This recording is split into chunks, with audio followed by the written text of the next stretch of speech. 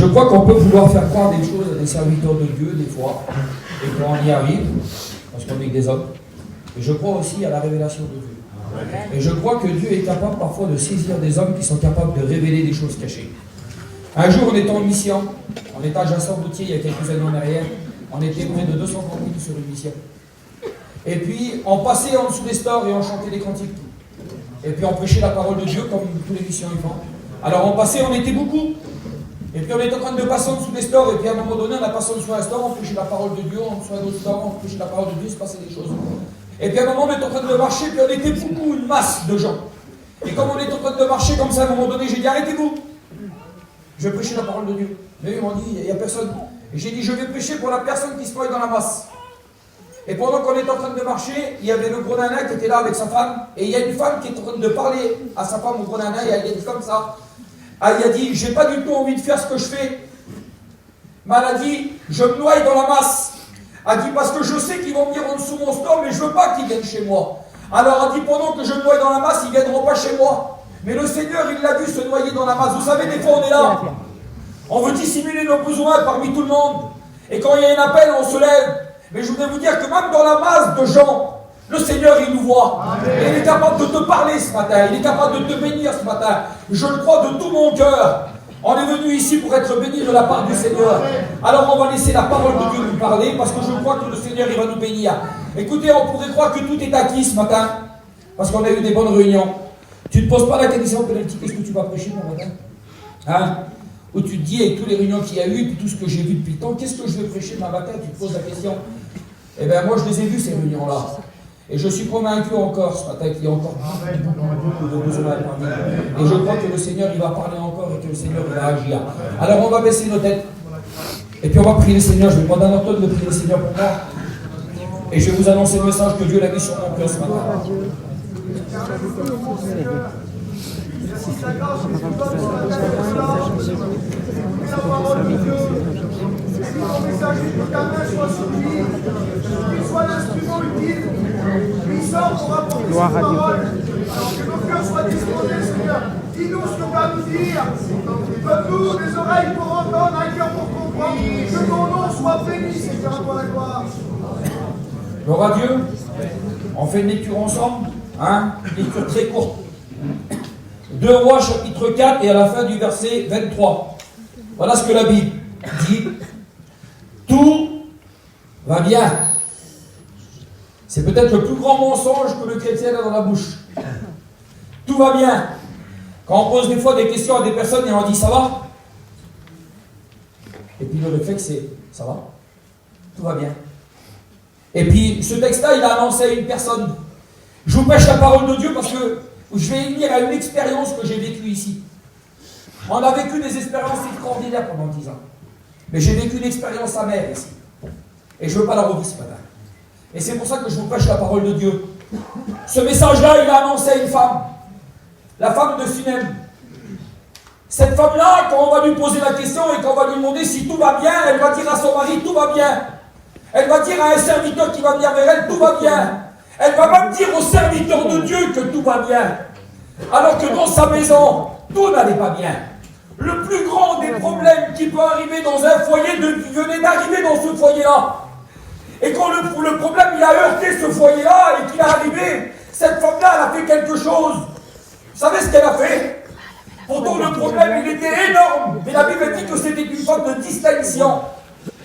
C'était une femme qui avait fait une chambre haute dans sa maison.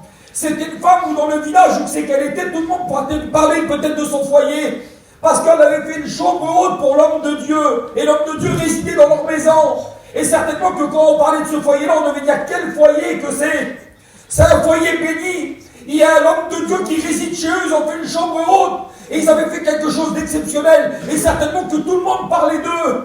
Il y a des foyers qui ont été bénis par le passé. Mais vous savez, c'est pas parce qu'on est des hommes de Dieu que le problème, il ne nous touche pas. Et des fois on est des serviteurs de Dieu, des fois on est des diacres engagés, des fois on est engagés dans l'œuvre de Dieu, et on ne veut pas reconnaître nos problèmes et nos difficultés, mais malgré tout, des fois on est touché par la vie, des fois on est heurté par les problèmes de la vie, et vous savez ce qu'elle doit faire cette femme-là? C'est la Bible qui le dit, elle va prendre son problème, et elle va le cacher dans sa chambre. Et peut-être qu'il y en a qui sont comme ça ce matin. Ils sont avec nous, parmi nous. Ils ont des problèmes, mais ils cachent leurs problèmes. Et je voudrais vous dire que de cacher son problème, ce n'est pas la solution. La Bible dit que cette femme-là, quand son mari va lui dire « Est-ce que ça va ?», elle va dire à son mari « Tout va bien ». Quand le serviteur qui est envoyé par le mari va lui poser la question, elle va dire « Tout va bien ». Elle va se mettre en route pour aller trouver l'homme de Dieu. Peut-être comme toi, tu es venu ici avec une contestation dans ton cœur. Elle ne comprenait pas ce qui lui arrivait. Elle voulait voir l'homme de Dieu pour lui dire son mécontentement, parce qu'elle ne comprenait pas sa situation. Et quand elle va arriver près de la montagne du Mont Carmel où il y a le serviteur de Dieu, il va lui envoyer Géasi. Géasi, c'est aussi un serviteur de Dieu.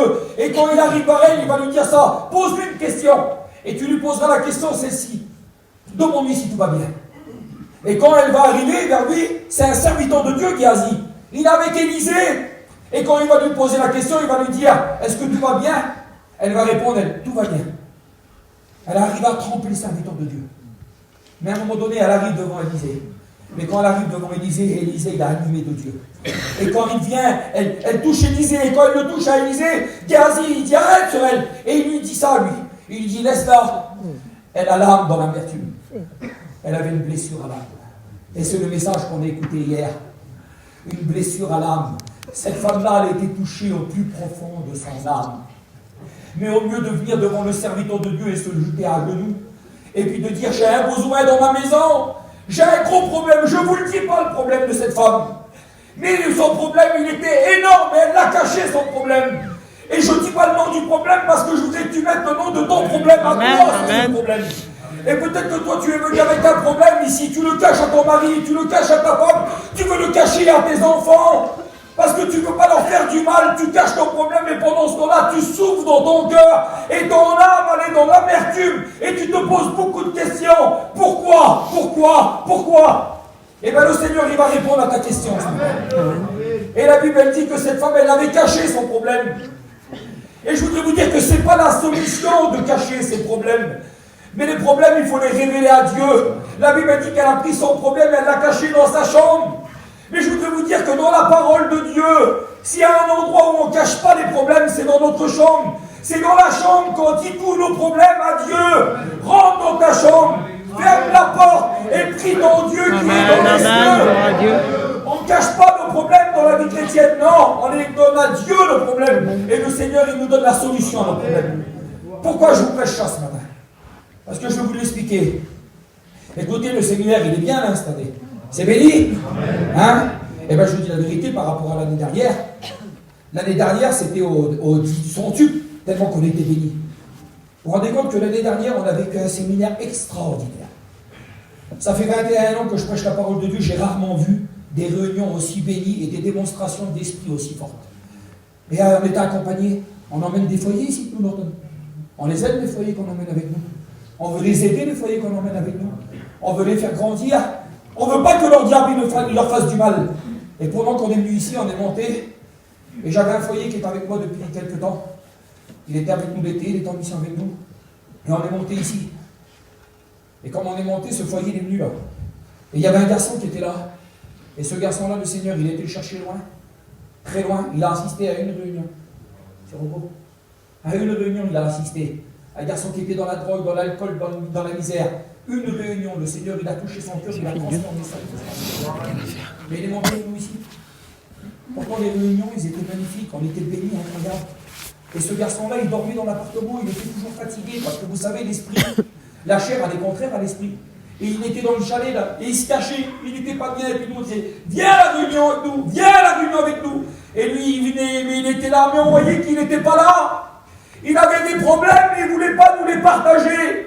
Et malgré qu'il peut y avoir beaucoup de personnes qui sont bénies autour de nous, malgré qu'il peut y avoir des démonstrations de l'esprit, si toi tu ne révèles pas ton besoin à Dieu, ben tu vas passer à côté ce matin.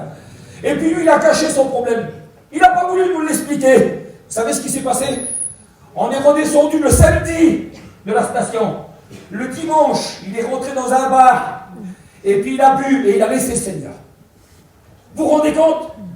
Vous savez ce qu'il a fait? De la montagne, il a descendu aux racines des montagnes.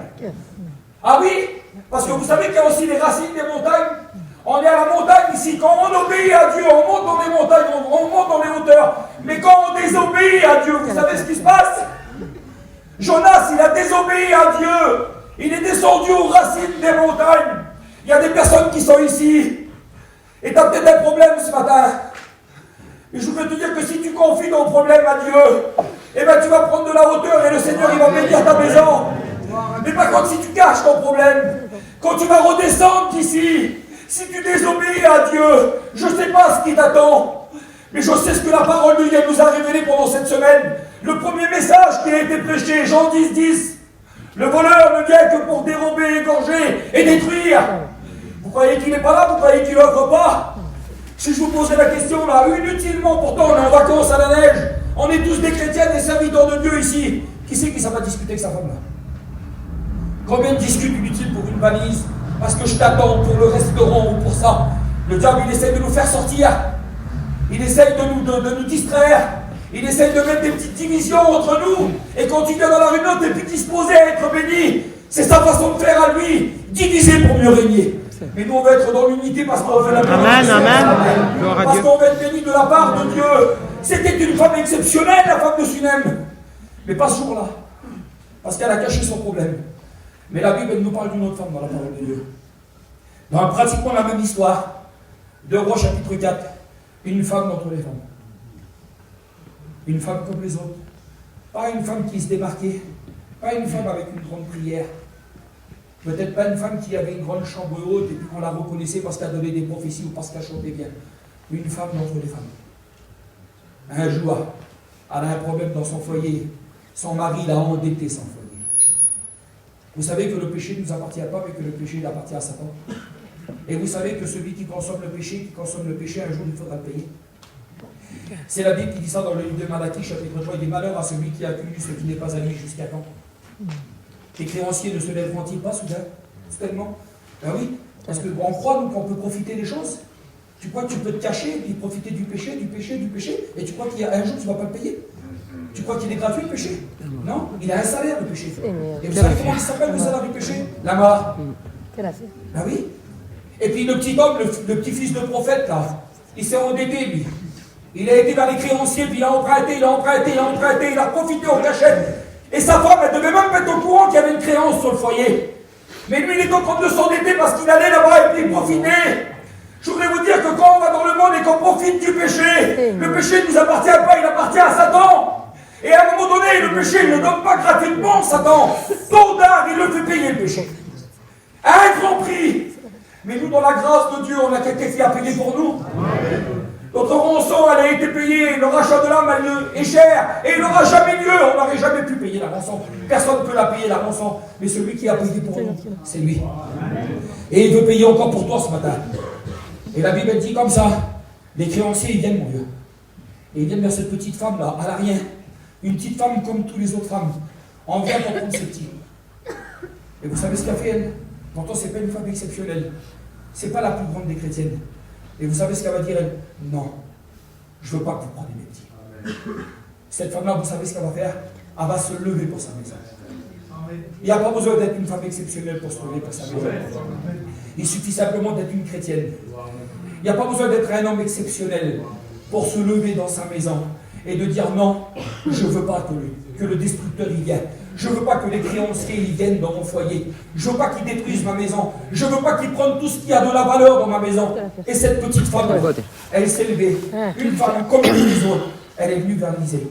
Elle a dit, Élisée, j'ai un problème dans ma maison. Elle est venue se confier. Elle a dit, les créanciers sont venus dans ma maison. Mon mari, il a endetté ma maison. Et je n'ai pas le moyen de payer la rançon. Ça ne vous arrive pas des fois de se sentir pauvre? On est des fois pauvres. On n'a pas la solution. Malgré que des fois, même si on a de l'argent, devant des situations, on se trouve pauvre. Parce qu'on se rend compte que des fois, même avec de l'argent, eh ben, il y a des situations qu'on ne peut pas régler. Je connais des personnes, moi, qui font de la dépression et puis pourtant, ils ont de l'argent à remplir le local, là. Mais leur argent, elle est pauvre dans la situation. On a des problèmes, des fois. On vit des situations où on a des enfants malades aujourd'hui.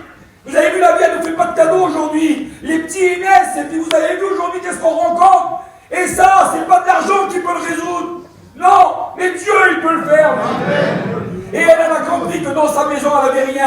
Il faut que tu comprennes que ce qu'on a sur la terre, ça vaut rien. Même que tu as beaucoup, tu as peut-être plus que cette femme, ce qu'elle avait dans sa maison. Quand il va lui poser la question, Élisée, qu'as-tu à la maison? Elle dit rien. Oui, parce que ce qu'on a en réalité, c'est rien. Tout ce que tu as, c'est rien. Vous pourrez dire ce que vous voulez. Il y a des situations, il y a des problèmes qui heurtent des maisons, qui heurtent des familles. Que même si on a tout ce qu'on veut, ça ne résout pas le problème. Elle va dire, elle est consciente que ce qu'elle a dans sa maison, ça ne peut pas payer l'endettement qu'elle a. Elle a un problème pour ses petits. Elle veut sauver la vie de ses petits. Vous savez ce que l'homme de Dieu va lui dire? Qu'est-ce que tu as à la maison? Elle va dire, j'ai rien. Mais j'ai un petit vase d'huile. J'ai un petit vase d'huile. Peut-être que tu es monté pas grand-chose ce matin. Tu as monté ici, tu es venu là. Et quand tu fais le constat de ta vie, tu dis, Seigneur, il ne me reste pas grand-chose. Mais il me reste quand même un petit peu d'huile. Tu es venu ici avec un petit peu d'huile. Il n'y a pas besoin de grand-chose dans les mains de Dieu. Il faut tellement de choses dans le monde pour rendre un cœur heureux, pour résoudre des problèmes, pour résoudre des situations. Mais je voudrais te dire que ce que tu as dans le monde, ça ne suffit pas, mais un petit peu d'huile. Un peu de vérité, un peu de sincérité. Cette femme-là, elle n'a pas fait comme la femme de Sunem. Peut-être que la femme de Sunem, elle a voulu sauver les apparences. Mais je voudrais vous dire que de sauver les apparences, parfois, ça ne résout pas les problèmes. Cette femme-là, elle avait de compte à rendre à personne. C'était une femme d'entre les femmes, c'était pas une femme de distinction. Mais c'était une femme qui s'est levée pour son foyer, qui a voulu se battre pour ses petits. Et comme elle est venue devant l'homme de Dieu, quand les créanciers sont venus, elle a dû se mettre, elle a dit, non, non, non, vous ne touchez pas mes petits. Vous ne prendrez pas mes petits. Est-ce que tu vas laisser l'ennemi prendre ton foyer? Est-ce que tu vas laisser l'ennemi prendre tes petits? Marie, lève-toi pour ton foyer. Compagne, lève-toi pour ton foyer. Fais comme cette petite femme-là, une femme d'entre les femmes, un homme d'entre les hommes. Il n'y a pas de super-homme, il n'y a pas de super-femme. Les super, eh ben, c'est peut-être comme la femme de Dieu même, elle se croyait comme une super-femme. Mais pendant ce temps-là, elle nourrissait de l'angoisse dans son âme. Elle était malheureuse parce qu'elle avait peut-être une trop opinion d'elle-même. Et c'est ce qu'on a des fois, on cache nos problèmes parce qu'on croit qu'on est trop grand. Mais Dieu veut te bénir ce matin. Il faut redevenir une femme d'entre les femmes et un homme d'entre les hommes. Et il faut considérer que le Tout-Puissant, c'est lui. Amen. Celui qui a la solution à tous les problèmes, c'est lui ce matin. Et celui qui veut te bénir, c'est lui. Qu'as-tu à la maison? Un petit vase d'huile. Alors le prophète va lui dire, tu vas faire quelque chose. Il va lui dire, tu vas aller chez tous tes voisins. Et tu vas revenir avec des vases d'huile. C'est pas évident. Elle vit dans un petit village, la veuve de Sunem. Elle est là dans un petit village. Et vous savez, quand on a fait toute une vie dans un petit village, on a des fois des problèmes. Ah oui. Tu vis dans les petits terrains, tu toi. La vie en communauté, elle n'est pas facile. Hein? Dans les terrains, en famille, comme ça. Et puis des fois, on a des problèmes familiales.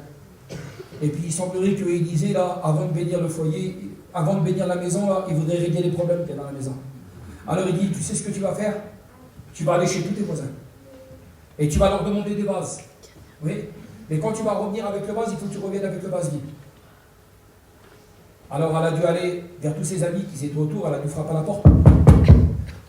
Oui, un tel. Alors, par exemple, je vous mets l'exemple. Je vais vers Norton, mon cousin. Vite, il faut que tu m'aides. Est-ce que tu as un vase vide chez toi? J'ai un gros problème. Le prophète qui m'a envoyé vers toi, il m'a dit qu'il faut que je te demande un vase vide. Il faut que tu me le donnes. Et d'un seul coup, toi, tu vas me dire, pas de problème, Starky. Il y a combien de temps qu'on travaille ensemble? Tu l'as dit il y a 22 ans. Tu vas me donner le vase, toi. Puis d'un seul coup, tu vas me donner le vase. Et puis moi, je vais le prendre et je vais l'emmener dans ma maison. Et puis là, je vais aller vers une deuxième porte. Et puis quand je vais aller vers la deuxième porte, là, je vais venir vers toi. Un petit peu plus loin, à 40 km, à des Vigarland. Et je viens vers toi là-bas. Et puis je te dis, mon cousin, j'ai un gros problème. Il faut que tu me donnes un vase. Il faut que tu me le donnes vite, le vase. Parce que j'en ai besoin pour ma maison. Tu me donnes le vase. Et d'un seul coup, je prends le vase. Et puis là, il faut que j'aille frapper de notre maison. Et je vais aller vers mon neveu qui est là. C'est Marie, ma nièce, c'est un serviteur de Dieu. Mais d'un seul coup, on a un contentieux tous les deux. Et j'ai un problème avec lui, moi. Mais d'un seul coup, je me présente vers toi, pénalty, et puis je frappe à la porte. Et quand je frappe à la porte, d'un seul coup, avant de venir, moi, je sais qu'on a un problème tous les deux. Et d'un seul coup, il faut que je vienne vers toi, mais il faut que je te demande un vase, moi. Mais il faut que tu me donnes un vase vide, toi. Parce qu'il faut qu'il n'y ait rien entre nous. Il faut que le vase il soit vide. Parce qu'il y a des vases, des fois, où il y a des choses, hein. On a des fois des choses dans le cœur. Et on voudrait parfois la bénédiction. Mais pour avoir la bénédiction, d'abord, il faut qu'il y ait des choses qui se règlent dans la vie du chrétien. Parce que Dieu est un Dieu qui met de l'ordre dans la bénédiction.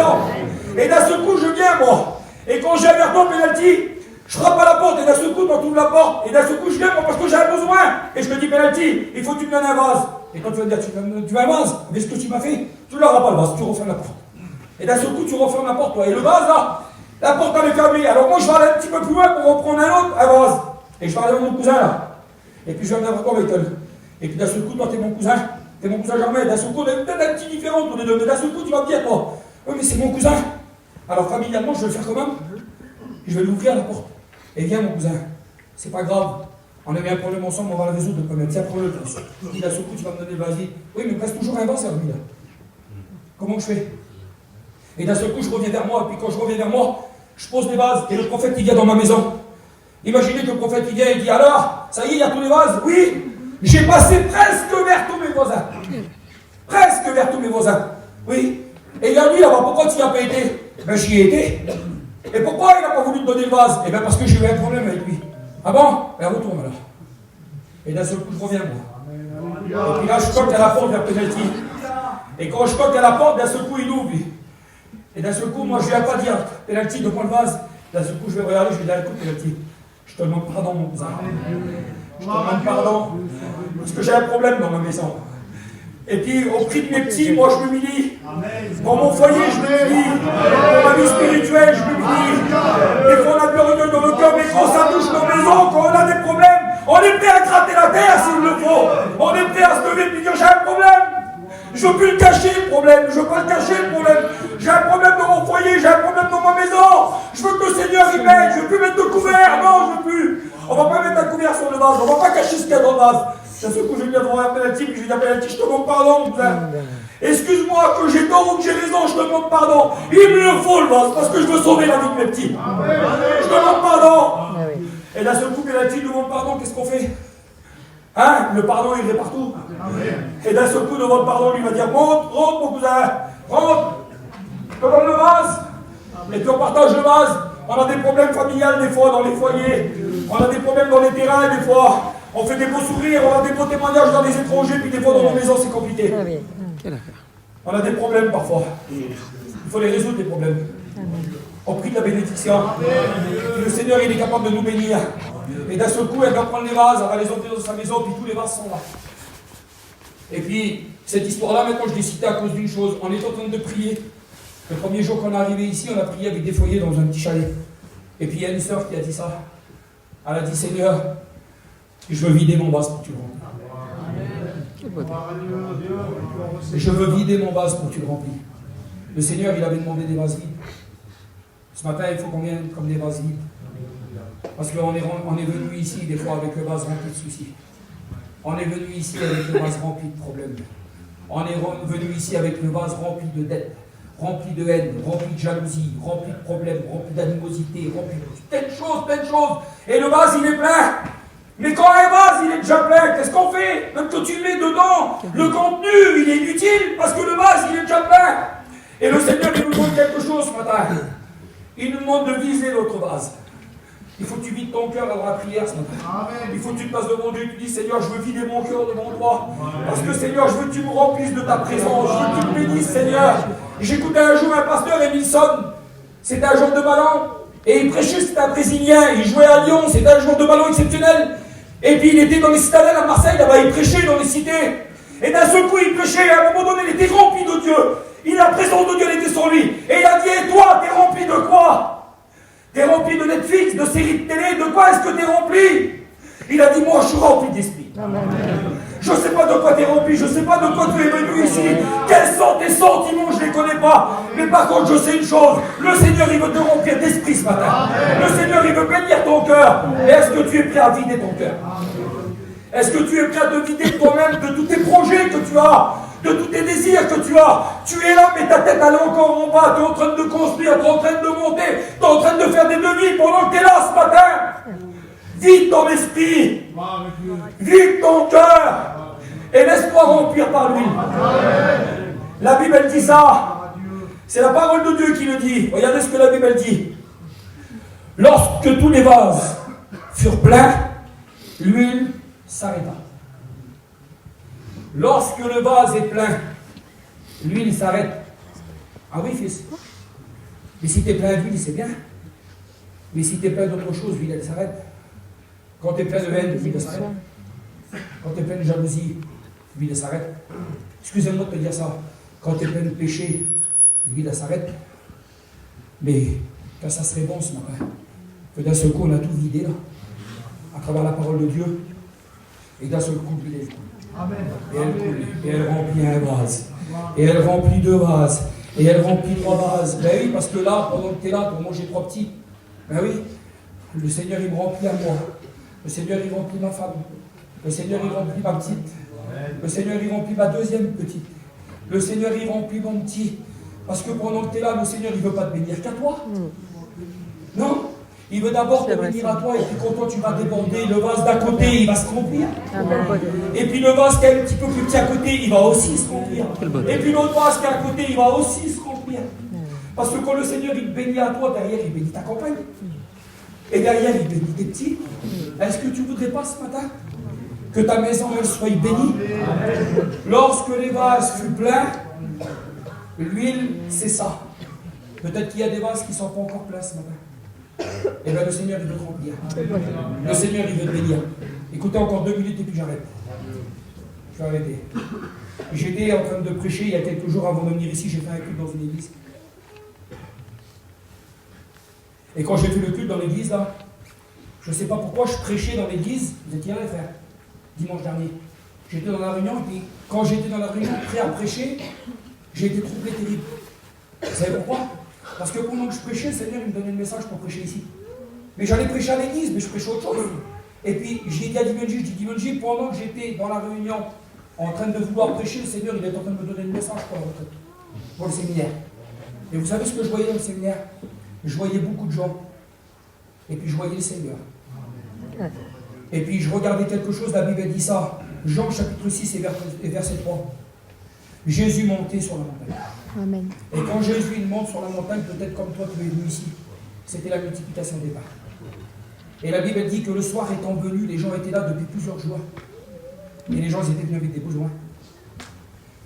Et les gens qui étaient là, vous savez ce qui s'est passé? La Bible dit que Jésus est ému de compassion. Parce que je voudrais vous dire que le Seigneur il nous aime. Et le Seigneur il ne veut pas qu'on reporte avec les problèmes. Il veut qu'on laisse nos problèmes ici. Il veut résoudre les problèmes.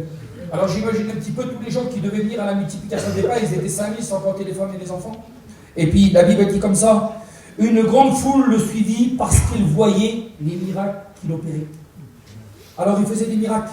Il avait purifié le lépreux. On l'a écouté ici. Et peut-être que toi tu es venu ici pourquoi? Tu as peut-être écouté que Fiverr il a donné son cœur à Dieu. J'ai marqué comme ça. Tu as peut-être écouté qu'ici, Fiverr il est venu. Et puis un jour, il a donné son cœur à Dieu. Là, il était là, là, il hein? Là, il y a quelques années en arrière, tu te souviens? Quand tu es venu ici.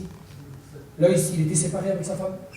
Et peut-être que toi, tu as écouté dire, tiens, ben là, il était séparé avec sa femme, il avait un foyer brisé. Et d'un seul coup, il est monté à la montagne.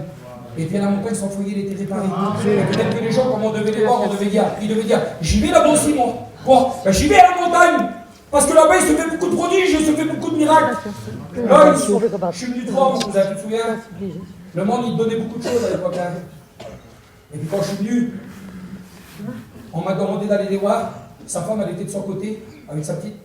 Et puis lui, il était de son côté. Et puis le diable, il avait fait beaucoup de promesses, il avait fait croire beaucoup de choses. Hein? Puis quand je suis venu, il était dans la cantine de cuisine. Et puis quand je suis venu te voir, j'ai dit, mon cousin, tu reprends ton foyer. Pourquoi tu laisses le destructeur détruire ta maison?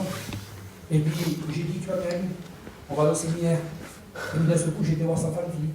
Et puis comme on a été vers elle, j'ai dit, vous allez venir avec nous à la neige? Mais elle a dit, je ne veux pas aller à la neige.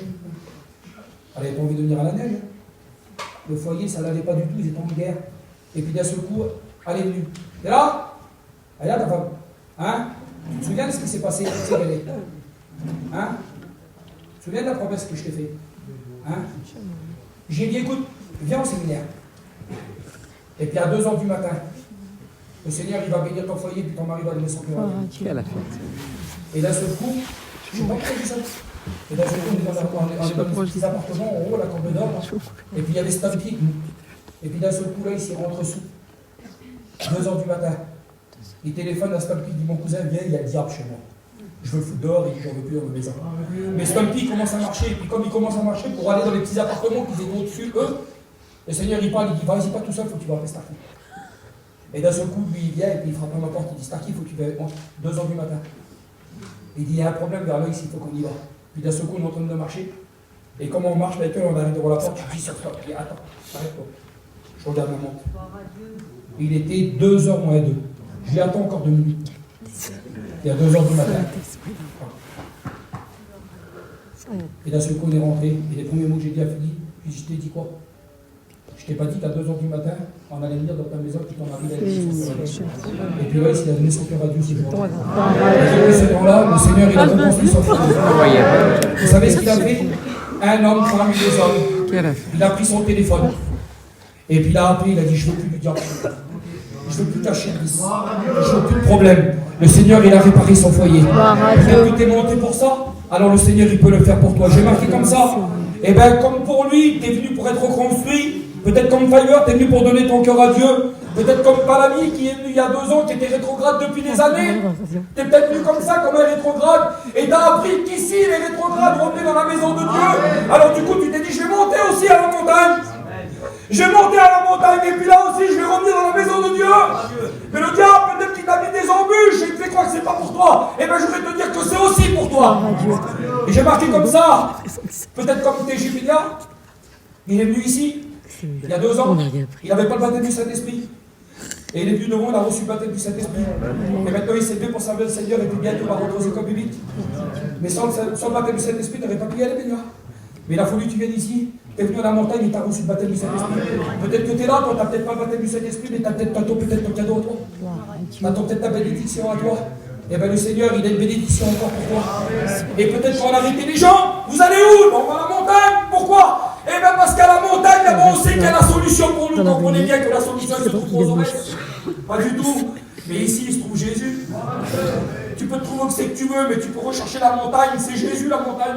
Et quand on monte à la montagne, on est béni. Mais quand on désobéit à la montagne, on se retrouve aux racines des montagnes. Parce qu'un homme qui vit dans la désobéissance, il ne peut pas rester béni. Une femme qui vit dans la désobéissance, elle ne peut pas rester bénie. Et des fois, on est surpris. On se dit, c'était un homme terrible, c'était une femme terrible. Mais qu'est-ce qui se passe? Il est déchu. Elle est déchue. Elle descend. Pourtant, Jonas, il était appelé à vivre une chose extraordinaire, Jonas. Jonas, il était appelé à sauver les âmes. Il était appelé à aller d'une ville et puis à proclamer le salut. Mais il n'a pas voulu le faire.